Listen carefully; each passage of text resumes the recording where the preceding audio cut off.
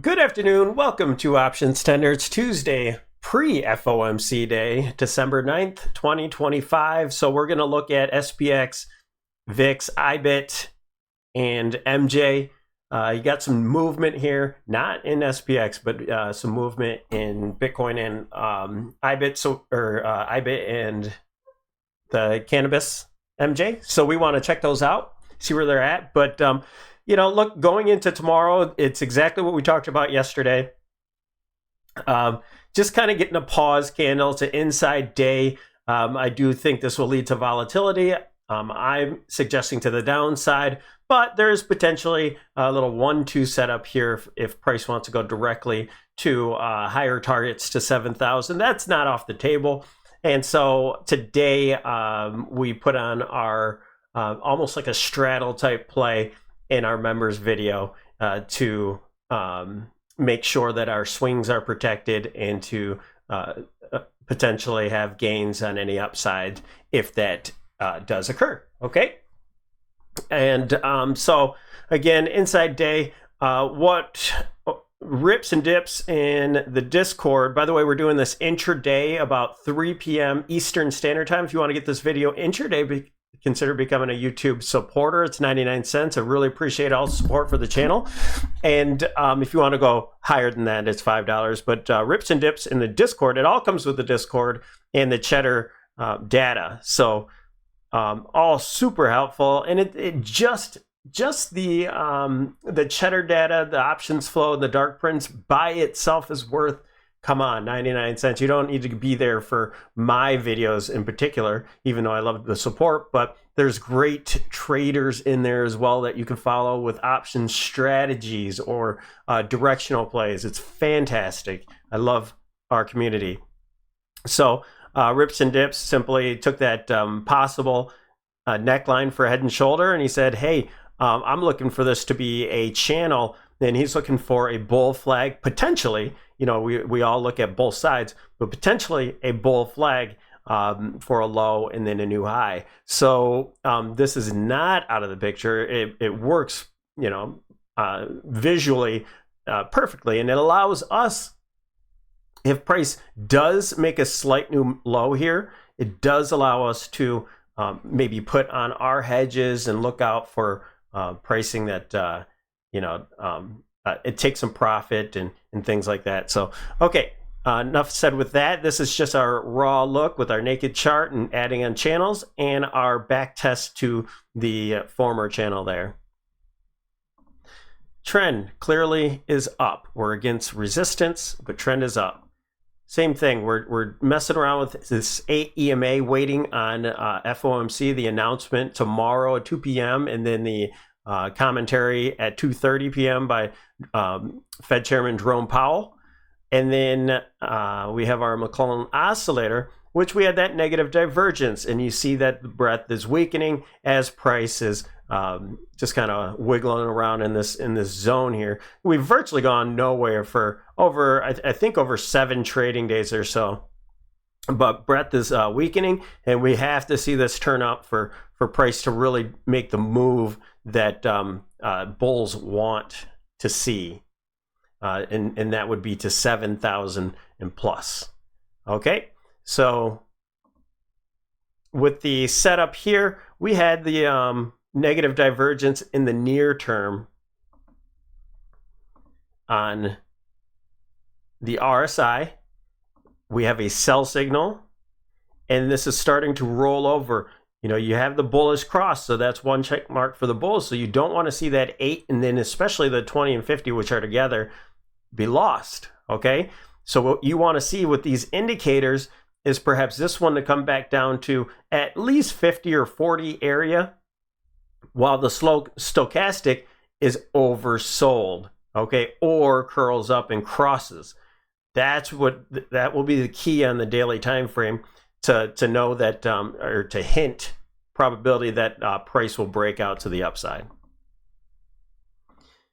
Okay, with DMARC still chopping away. So we had our 13.9 count. I love that setup, and now we're getting a 1 count to the downside. So we'll see what happens with that. No setup yet. Let's go over to SPY. And with SPY, we can look at the money flow index. Money seems to be flowing in. We kind of have this like downtrend. That's not all divergence, but we kind of have this downtrend here. So let's see what happens. We're back at neutral. You want to see this continue to move higher. Bollinger Band, no setup here. You see Bollinger Bands are sideways. We're kind of in no man's land for that. And the oscillator just doing its thing, and it's green. Nothing, no setup here. All right, let's go over to VIX. Just a slight recap on yesterday, and that was this major trend line going way back to May 24. All right, and over a year, this has just held on really, really well. And so, will we continue to hold it? That's what we'll look for. But we're kind of fighting. Let's look at the moving averages.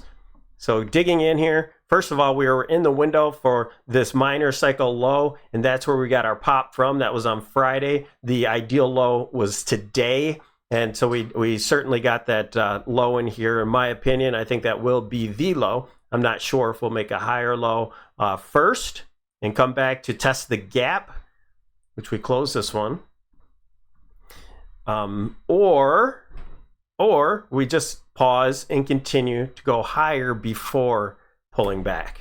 Okay, so we're fighting with that EMA and the 100, and the 100 really is a big area. The 100 kind of made this whole formation here, so it's in the purple. It's kind of hard to see here, but the price could not get over that 100 this entire trip, so that will be a big level if price can get over 17 and the 100 moving average, which it spiked to today. Now, anything else with the moving averages or cycles? No, good. All right, so let's do IBIT first. All right, so here we are, moving just slightly here. So on the daily time frame, we're pushing up to the top of that bear flag that I've been talking about. I've been pointing this bear flag out. I do think it's going to break to the downside. I don't think this potential channel is going to hold, but I do think we maybe have another day. Okay, so we should see, just like what SPY and SPX are doing, is they're waiting and dipping and then retracing, setting up for a 1-2 setup. This is a wave 4, so that 382 is right here. I think tomorrow will be a doji or some sort of test that will tag the top of that bear flag again, and the 382, and then potentially drop. Maybe we'll see that tag during the day, and we'll see how far, if we get the reversal. Maybe it's just a doji candle. Maybe it's a big, engulfing red candle. But I think we'll tag this 382 at the 54 level. I just want to make sure I have another alert here. So when we tag that, I'll be looking for a short. Okay, and I'll probably put that short in the Discord as well. Okay, now let's go to MJ. All right, here's MJ. Just like we talked about, okay? We're continuing to look at this possible equilibrium, and you could argue this is a left shoulder head and then a right shoulder over here. But I think we have some work to do inside here first, all right? And so potentially we had this trend line. There's only 2 tags, so I say potential. And, we're probably going to end up using the body if it doesn't go any further down. Just the body of this. You can use the wicks and the bodies. And then now we tagged it, and now we're pushing off of it, and that makes it a valid trend line at this point. All right, now it's pinching. You get this whole pinch effect. You get consolidation here. And on the members video, we talked about the setup that was in here.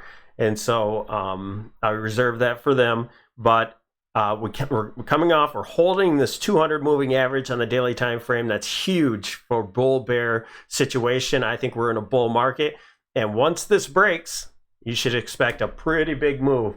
Now, I think the natural spot to go might pause here at you have a gap here at 28. But I think it's more logical that maybe it pauses here and at the gap, and then comes up and closes the other gap right here with the 100 and the 50-day moving average, and also this once support, all right, and now resistance area. So I think we'll end up in this 30-31 area before we come back and possibly test again. I think we just need to form some market structure, some positive structure. We had this beautiful run for a wave one, and we're looking for a wave two pullback, and now you have to change that momentum to the upside.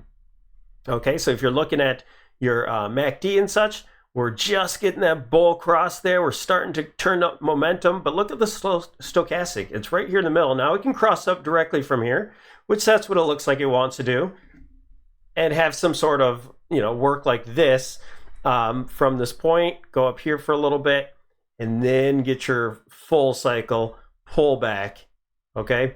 And right here, stuck at that like 50 area or so, and we want to see that get to the overbought again.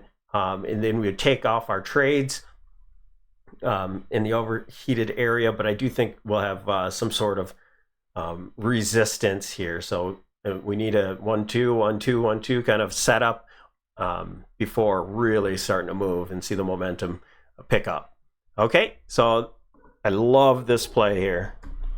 Love the cannabis market. I've been screaming that for months, if not over a year now. So let's go to SPY. Let's go to 65. And on that 65, you have your traditional look here. You had your wedge. We broke down from the wedge. We think this is a 5-wave move and pull back. Didn't quite get to our a bit of a target here. So tomorrow you might see a float back up here. So an A, B, C correction. That could have just been the A. It doesn't have to be. But my guess is that the market's going to waste a little bit more time and bounce between these big dark pool areas. But the huge one, the number one that we're looking at here is 685. I said 63 in the Discord, but it was 83.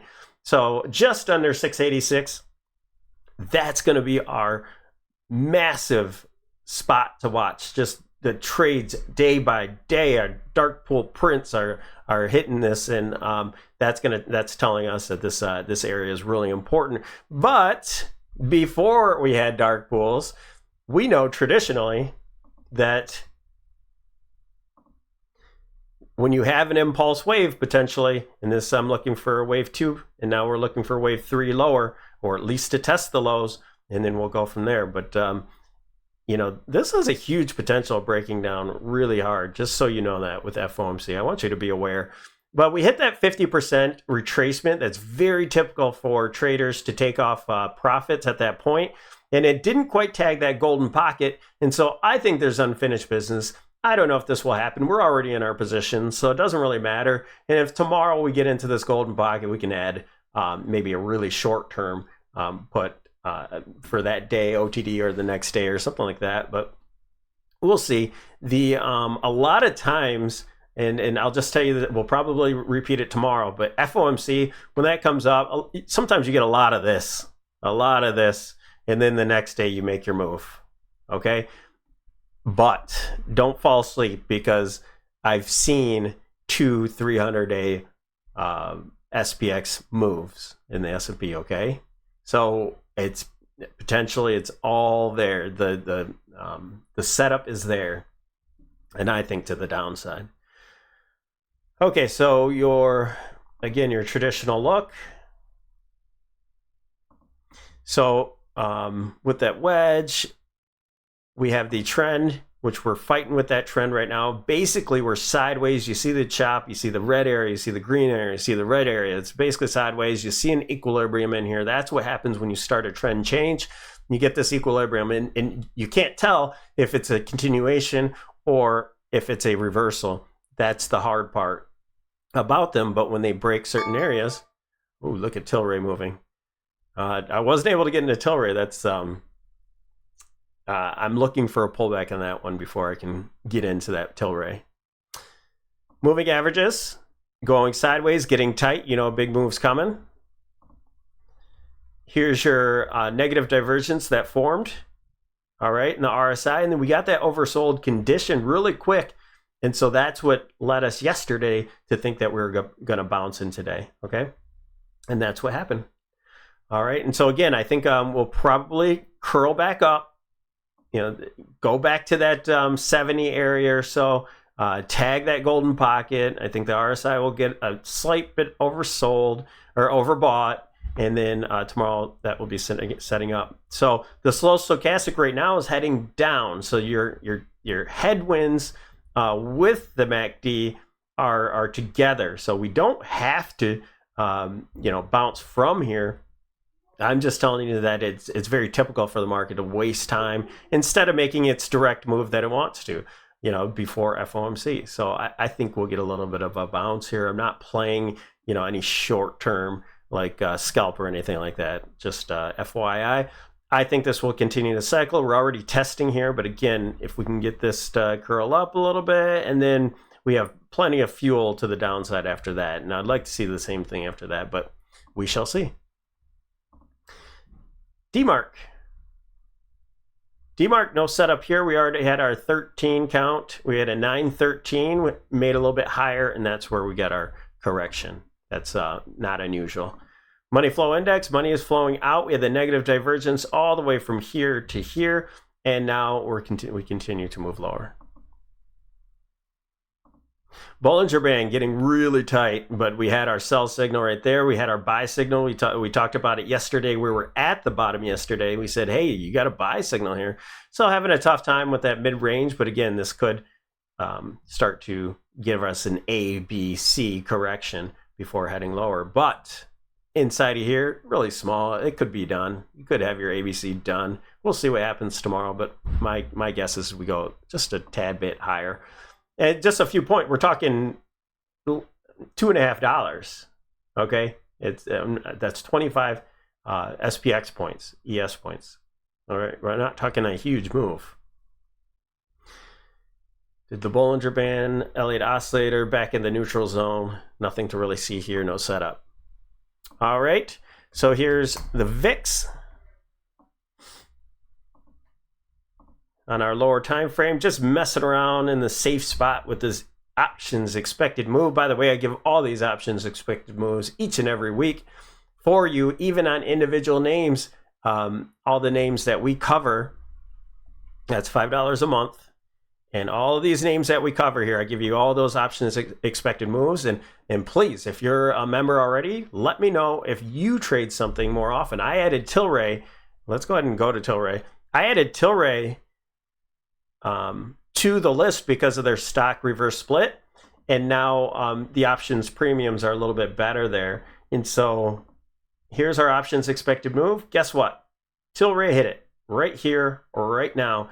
Now hopefully we're looking for a breakout at this point. Okay, so we have kind of a channel going on here, and what we're looking for, we might have a setup coming up here. So we're starting to get this negative divergence. You see the difference here between your high at the options expected move and then the lower high here in RSI. We're starting to curl over in the slow stochastic. We're at this midpoint, so we'd like to see this test back to that yellow line. This is not bearish. I'm just saying it's bullish, and I think we could see a little bit of pullback. And so what I think is happening right here is we have a potential 1, 2, 3, 4, 5 wave move. We should have a nice little pullback that we can enter into. All right, and I'm going to be trading every dip on Tillray. You better believe it. This bad boy is going to move. And so potentially down to about $7.50 to $7.40, $7.50 to $7.40, and at the lowest around $7.17 or $7.18 there. So that's where we'll look for our pullback. Boom. And then our next move to close the gap will be our next move there. All right, and we'll talk about it in the Discord. We'll talk about it in the members videos. Boom, boom, boom. Thanks everybody for joining us here at OptionsTender. Don't forget to like and subscribe. Thank you for all the support. We're going to continue to trade and make money in our community. That's what matters, not just what I say, what they say. They've helped me become a much better trader. Thank you guys for being there. We'll see you in the next video.